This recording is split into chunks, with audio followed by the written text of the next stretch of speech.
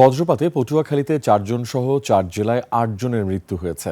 পটুয়াখালীতে বুধবার দিনের বিভিন্ন সময় নারী সহ ৪ জনের মৃত্যু হয় বজ্রাঘাতে।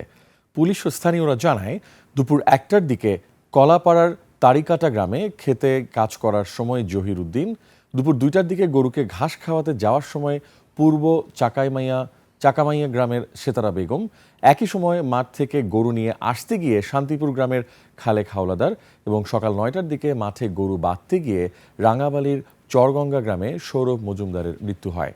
এছাড়া গত ২ দিনে কলাপাড়া ও রাঙাবালি সহ জেলার বিভিন্ন উপজেলার অন্তত ৫০টি গরু মারা যায় বজ্রপাতে। এছাড়া রাজবাড়ীর সদরের মর্জতকোল বাগমারা এলাকায় বজ্রপাতে সুমন আহমেদ নামে এক ব্যক্তির মৃত্যু হয়েছে।